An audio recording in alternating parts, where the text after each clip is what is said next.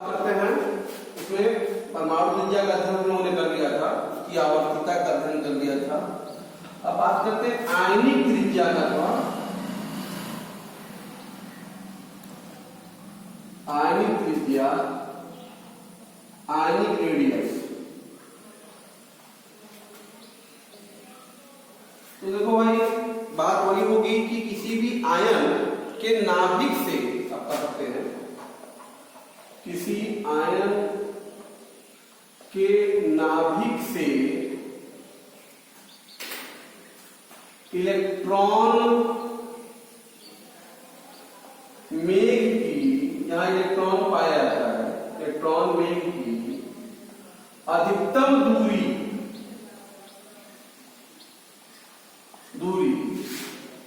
जहां नाभिक का प्रभाव पड़ता हो, आयनिक त्रिज्या कहलाती है। ठीक है, तो आयनिक त्रिज्या को भी हम लोग एंगस्ट्रॉम में नापते हैं, जैसे परमाणु त्रिज्या को नापते हैं एंगस्ट्रॉम, उसी प्रकार आयनिक त्रिज्या को भी एंगस्ट्रॉम में नापते हैं। ठीक है, सिंपली आप कहते हैं किसी भी आयन की जो त्रिज्या होती है वही आयनिक त्रिज्या है, या आप कहते हैं किसी आयन की जो त्रिज्या है उसकी आयनिक त्रिज्या कहलाती है। किसी भी आयन की त्रिज्या उसकी आयनिक त्रिज्या कहलाती है। ठीक है, जब आयन की त्रिज्या जो होती है दो प्रकार की होती है, ये आयन दो प्रकार के होते हैं, किसी आयनिक त्रिज्याएं भी दो प्रकार की होती है। आयनिक त्रिज्याएं दो प्रकार के होते हैं। पहला धनायन की त्रिज्या केटायनिक रेडियस, और दूसरा ऋणायन की त्रिज्या एनायनिक रेडियस। तो सबसे पहले हम बात करते हैं धनायन की त्रिज्या की।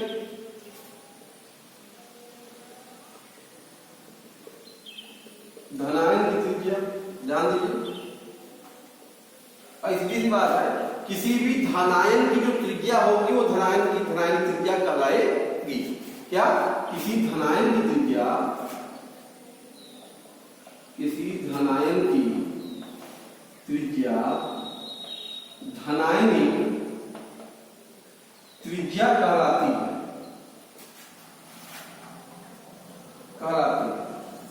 यहाँ पे खास बात ये जानना है, देखो बेटा, किसी भी धनायन की त्रिज्या होती है वो उसके स्वयं के परमाणु की त्रिज्या से क्या होती है? छोटी होती है। बहुत इंपॉर्टेंट बात है, ध्यान दीजिएगा कि किसी धनायन की जो त्रिज्या है, किसी धनायन की त्रिज्या स्वयं के परमाणु की त्रिज्या से छोटी होती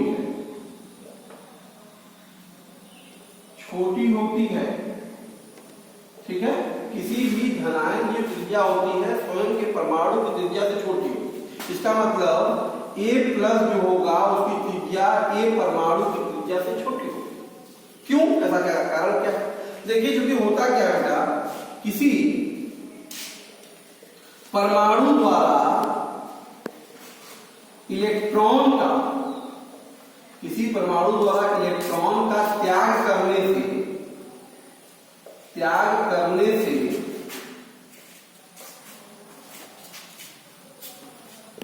बेटा, किसी परमाणु के द्वारा इलेक्ट्रॉन का त्याग करने से आपको पता है धनायन का निर्माण होता है। निर्माण होता है। बात समझ में? इलेक्ट्रॉन का त्याग करेगा तब धनायन बनेगा। बात समझ में? तो धनायन जिससे धनायन का प्रभावी नाभिकीय आवेश बढ़ जाता है। प्रभावी नाभिकीय आवेश बढ़ जाता है। भाई इलेक्ट्रॉन का त्याग कर रहा है, धनायन बन रहा है, तो नाभिक में और आवेश बढ़ रहा है। नाभिक में जब और आवेश बढ़ेगा तो प्रभावी नाभिकीय आवेश बढ़ेगा। प्रभावी नाभिकीय आवेश बढ़ेगा तो इलेक्ट्रॉन को तेजी से क्या करेगा? आकर्षित करेगा। तो प्रभावी नाभिकीय आवेश बढ़ जाता है, जिससे क्या होगी? धनायन की त्रिज्या छोटी हो जाती है। ठीक है? तो इस कारण से धनायन की छोटी, इसलिए यदि धनायन की त्रिज्या होगी, परमाणु की त्रिज्या छोटी होगी। जैसे एग्जाम्पल की बात करें कि सोडियम आयन की त्रिज्या सोडियम परमाणु से छोटी होती है। सोडियम आयन की त्रिज्या क्या होगी? सोडियम आयन से छोटी होगी। जितना ज्यादा इलेक्ट्रॉन, बात समझ रहा है? इसी प्रकार से अब हम बात करते हैं थोड़ा विलायन की त्रिज्या के बारे में।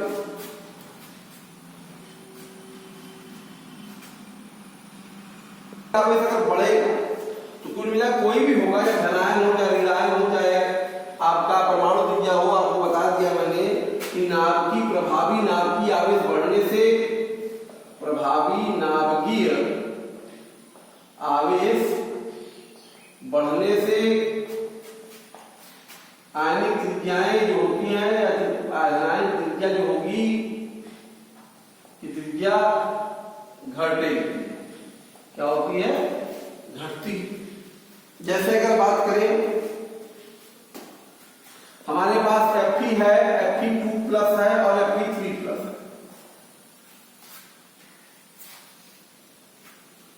बात समझ में आ रहा? तो इसमें एक और बात कर सकते हैं बेटा कि जो आक्सीकरण संख्या होती है, आवेशों की संख्या बढ़ने पर भी, भाई आवेशों की संख्या समझिए कि आवेशों की संख्या बढ़ने पर प्रभावी नाभिकीय आवेश बढ़ेगा। प्रभावी नाभिकीय आवेश जो होगा बढ़ता है। जब प्रभावी नाभिकीय आवेश बढ़ेगा, त्रिज्या क्या होगी? और छोटी होती जाएगी। इसे बताइए आवेश क्या है? एक है, इसमें दो है, जिसमें 30 सबसे प्रभावी नाभिकीय आवेश कहाँ होगा? फेरिक आयन में होगा। सबसे छोटी त्रिज्या कौन होगा भाई? सबसे छोटी त्रिज्या किसकी होगी? फेरिक आयन की होगी ना। उसके बाद बड़ी किसकी होगी? उसके आवेश कम है, या Fe2+ आयन से बड़ा होगा। अब तीनों सबसे बड़ा कौन होगा? आयन। बात समझ में? ये आयनिक त्रिज्या का बढ़ता क्रम हो गया। बात समझ में? इसी प्रकार से अगर Mn है, Mn2+ है, Mn3+ है, Mn5+ है, Mn7+ है, इस तरह से आयन है। तो इनमें त्रिज्याओं का अगर हमें बढ़ता क्रम लिखना है तो कैसे लिखेंगे भाई? सबसे छोटा किसका आकार होगा? जिसका आवेश प्रभावी नाभिकीय आवेश सबसे ज्यादा, सबसे अधिक प्रभावी आवेश किसका होगा? Mn7+ का। तो Mn7+ की त्रिज्या सबसे छोटी होगी। उसके बाद किसकी बड़ी होगी भाई? इसका आवेश थोड़ा कम होगा, Mn5+ का होगा। उसके बाद इसका होगा Mn3+ का, फिर Mn2+ का, फिर आगे Mn का। इस क्रम में ये हो गया इंक्रीजिंग ऑर्डर ऑफ टिकाइनिक ग्रेडियंट। धनायन की त्रिज्या का बढ़ने का क्रम इस तरह से। इस क्रम में आवेश देखिए घट रहा है तो आकार क्या हो रहा है? क्लियर है? ओके। ऋणायन की त्रिज्या की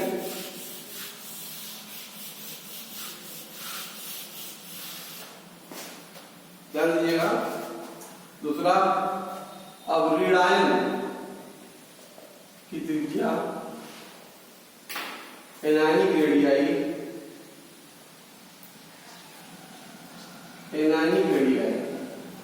सीधी बात है, किसी ऋणायन की त्रिज्या होगी, किसी ऋणायन की जो त्रिज्या होती है, त्रिज्या को ऋणायनिक त्रिज्या कहते हैं। ऋणायनिक त्रिज्या कहते हैं। ठीक है। इसमें देखिए हमने पाया कि धनायन की त्रिज्या स्वयं के परमाणु की त्रिज्या से क्या होती है, छोटी होती है। उसी प्रकार हम पाते हैं यहाँ पर बेटा कि किसी ऋण आयन की जो त्रिज्या होती है कि त्रिज्या स्वयं के परमाणु के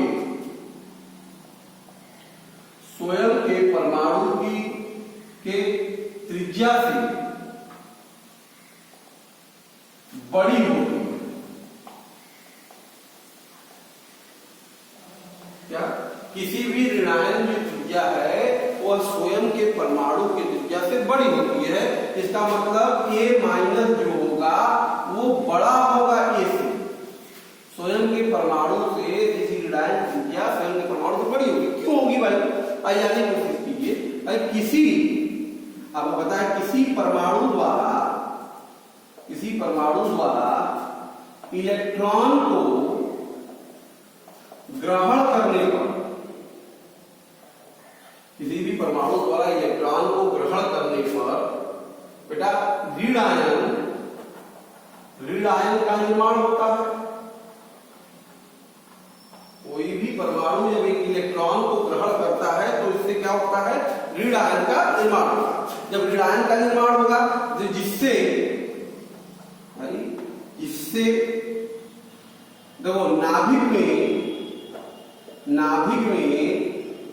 प्रोटॉनों की संख्या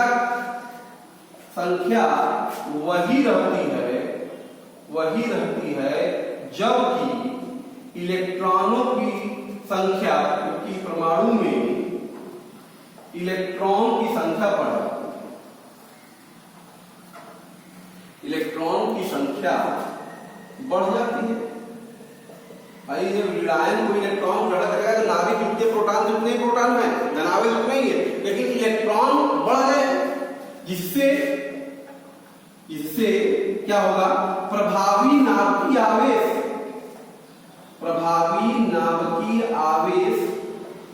क्या होता है बेटा, कम हो जाता है। प्रभावी नाभिकीय आवेश घट जाएगा। जब प्रभावी नाभिकीय आवेश घट जाएगा पता है, जिससे पर आयनिक त्रिज्या, जो आयन की त्रिज्या है, ऋणायन की त्रिज्या है, ऋणायन की त्रिज्या बढ़ जाती है, बड़ी हो जाती है। परीक्षाओं में पूछा गया क्या कारण है Cl माइनस आयन की त्रिज्या Cl परमाणु से बड़ी होती है। क्वेश्चन का पूछ दिया क्या कारण है कि Cl माइनस आयन की त्रिज्या Cl परमाणु से बड़ी होती है जबकि सोडियम आयन की त्रिज्या सोडियम परमाणु से छोटी होती है।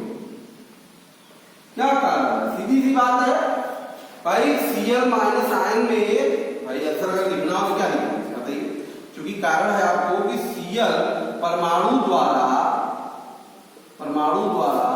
इलेक्ट्रॉन ग्रहण करने पर Cl माइनस आयन का निर्माण होता है जिससे Cl माइनस आयन का प्रभावी नाभिकीय आवेश क्या होगा, Cl माइनस का प्रभावी नाभिकीय आवेश घट जाता है जिससे Cl माइनस आयन की त्रिज्या क्या होगी, Cl परमाणु से बड़ी हो जाती है। क्लियर? और जबकि यहां सोडियम में देखिए, जबकि आप देख रहे हैं सोडियम परमाणु द्वारा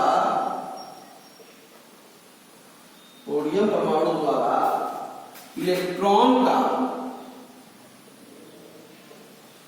त्याग करने पर सोडियम आयन का निर्माण होता है सोडियम आयन इलेक्ट्रॉन का त्याग किया तो सोडियम आयन मिलेगा, जिससे क्या होगा, जिससे सोडियम आयन का प्रभावी नाभिकीय आवेश, प्रभावी नाभिकीय आवेश क्या होगा, बढ़ जाता है। हाँ? प्रभावी नाभिकीय आवेश बढ़ जाता है, जिससे सोडियम आयन की त्रिज्या छोटी हो जाती है। क्लियर? इसका प्रकार से आपने देखा किसी भी धनायन की त्रिज्या स्वयं के परमाणु की त्रिज्या से छोटी होती है और किसी ऋणायन की त्रिज्या स्वयं के परमाणु की त्रिज्या से बड़ी होती है। क्लियर है? अब बात करते हैं बेटा आयनिक त्रिज्यांक की आवर्तिता की। आयनिक त्रिज्या में आवर्तिता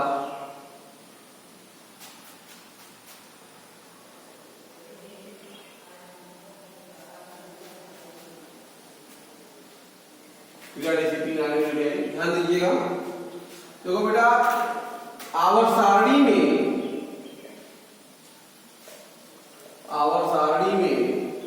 आवर्त में बाएं से दाएं जाने पर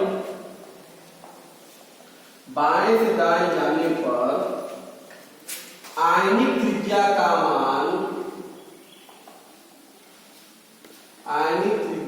मान जो होता है वो घटता है। क्या है? बाएं से दाएं जानेंगे तो आयनिक त्रिज्या का मान घटता है, जबकि वर्ग में ऊपर से नीचे जाने पर आयनिक त्रिज्या का मान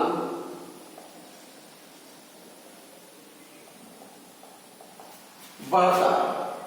आपने वहां पर भी देखा परमाणु में भी बाएं जाने परमाणु त्रिज्या का मान घटता है। क्यों? क्योंकि बाएं जाने पर नाभिकीय आवेश बढ़ता है, इसलिए परमाणु त्रिज्या घटेगी तो आयनिक त्रिज्या भी घटेगी। वर्ग में आपको बताया था ऊपर जाने पे परमाणु त्रिज्या बढ़ रही थी। क्यों? परिलक्षण प्रभाव बढ़ रहा था, तो परमाणु त्रिज्या अगर बढ़ रही ऊपर से जाने पे तो आयनिक त्रिज्या भी क्या होगी, ऊपर से जाने पर बढ़ेगी। एक ही वर्ग में। क्लियर है? बात समझ में आ रहा है? अच्छा, अब सबसे इंपॉर्टेंट है, हम बात करते हैं सम electronic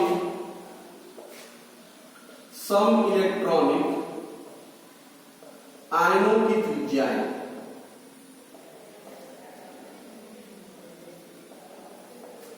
radius of isoelectronic ion.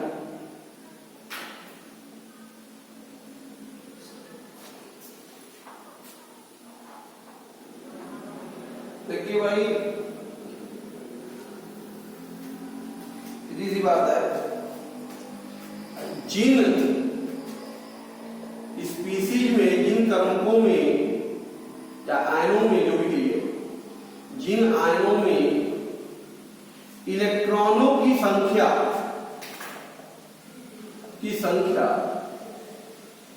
समान होती है, इलेक्ट्रॉनों की संख्या समान होती है, उन्हें आइसोइलेक्ट्रॉनिक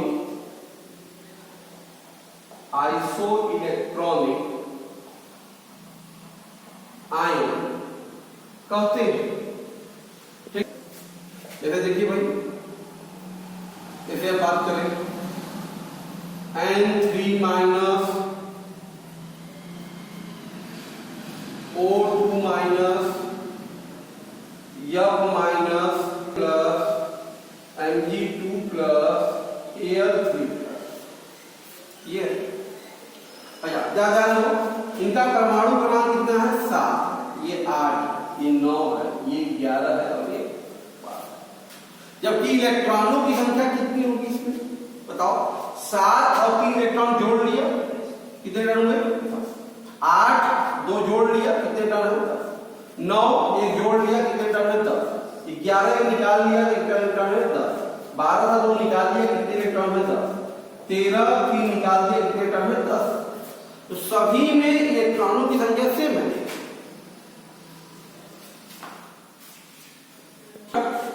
तो यहां पर आप देख रहे, अब इनकी त्रिज्याओं का अध्ययन करना है।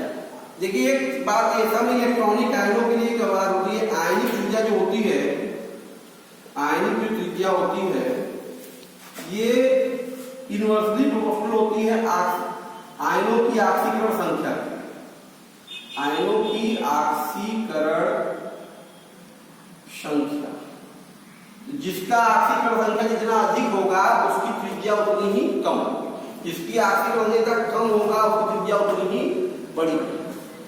इस आधार पे देखा जाए तो यहाँ पे आप देख रहे हैं कि ये स्थितियां बन रही, ये स्थितियां पास में लगा। तो देखो तो यहाँ पे सबसे अधिक अगर इसके अकॉर्डिंग देखें, इस नियम के अनुसार तो सबसे अधिक आखिरी संख्या किसकी है? Al3 प्लस धन। सबसे छोटी त्रिज्या कौन होगा? Al होगा। सबसे कम किसका है? -3। सबसे बड़े आकार का कौन होगा? ये होगा। इसमें त्रिज्या का क्रम लिखना होगा तो ये हो जाएगा N3 minus O2 minus F minus Na plus Mg2 plus ये घटता क्रम हो गया, डिक्रीजिंग ऑर्डर।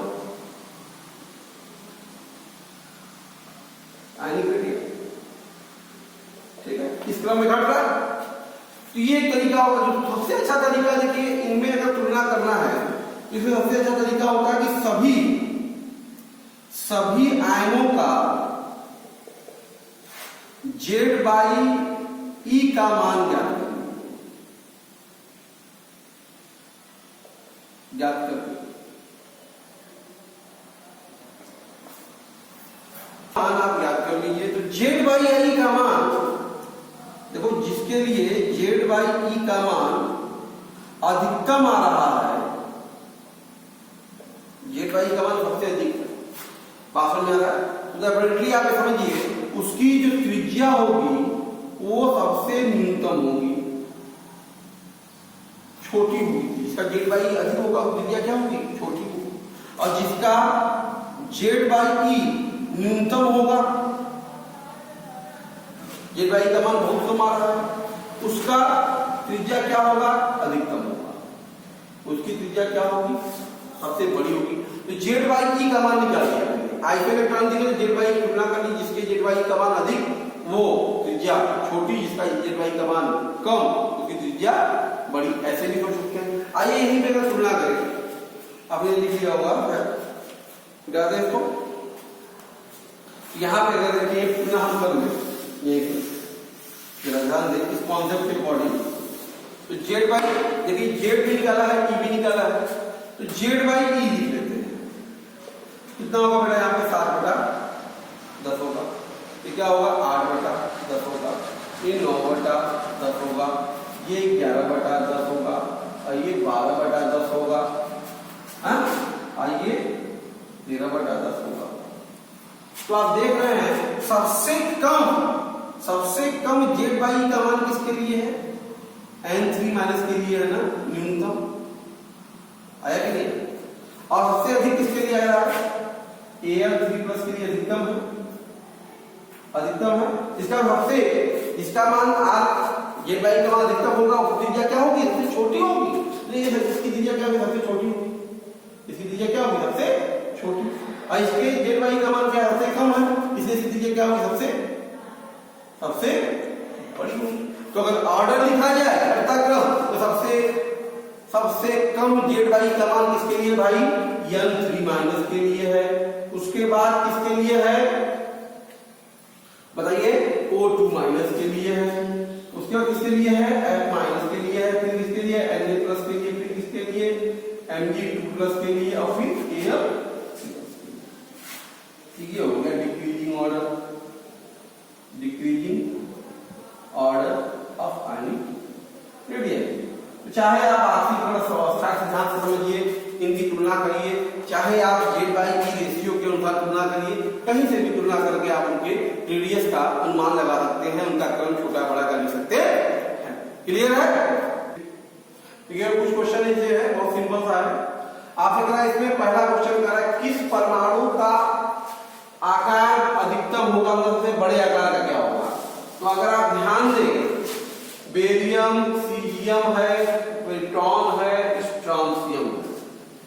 तो जरा सबके बारे में जानने की कोशिश कीजिए कि किसकी पोजीशन क्या है, किस वर्ग क्या है। देखिए ये अक्रिय गैस है।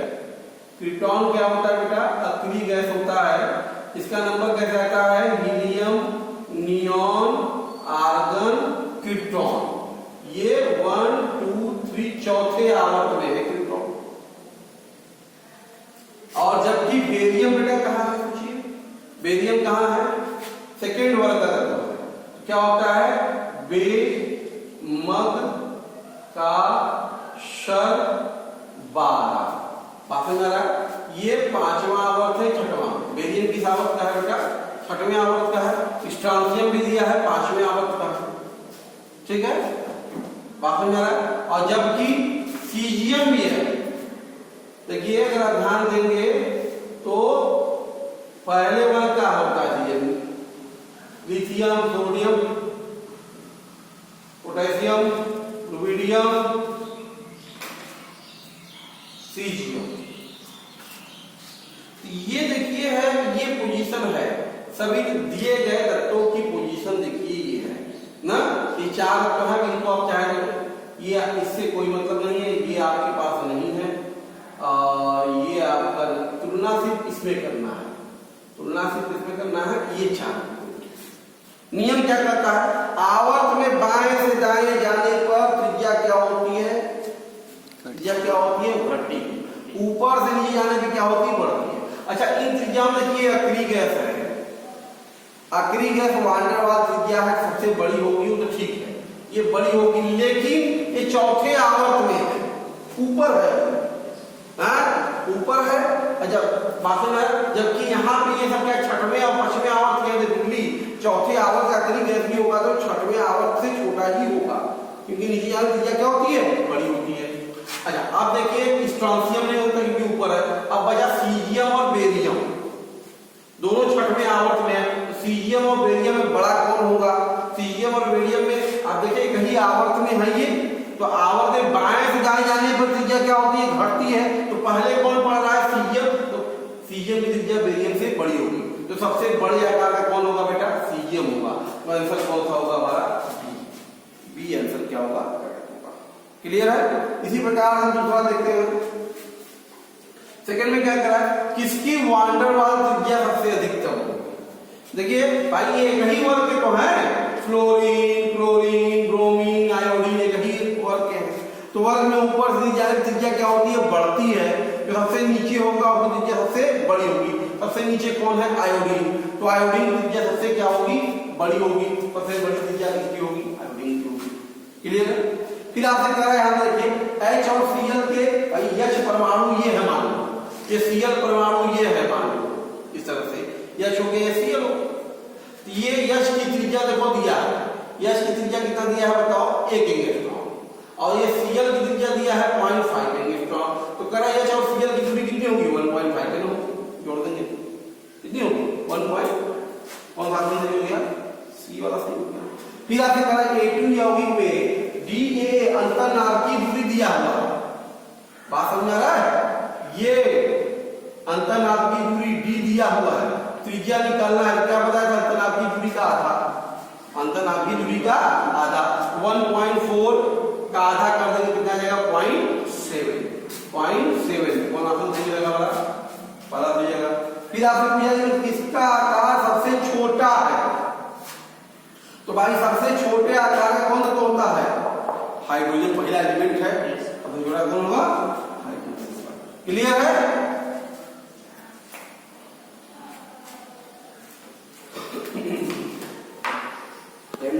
मान लीजिए यहां से कह दिया जाए प्लस और H माइनस, इनका त्रिज्या का बढ़ता क्रम लिखिए, इनके त्रिज्या का बढ़ता क्रम लिखिए। देखिए वही बात आ गई फिर से, सबसे छोटा किसमें धनायन होगा, उसकी त्रिज्या सबसे छोटी होगी H प्लस की, उसके बाद किसका होगा, परमाणु का होगा, उसके बाद बड़ी कौन होगी, H माइनस का। इस क्रम में त्रिज्या क्या होगी, बढ़ जाएगी। तो इस तरीके से हम बात आपसे कर रहे थे परमाणु त्रिज्या, अणु त्रिज्या और उस पर आधारित प्रॉब्लम, और भी ढेर सारे प्रॉब्लम है, आप प्रैक्टिस करते रहिए, सॉल्व करिए। इसके बाद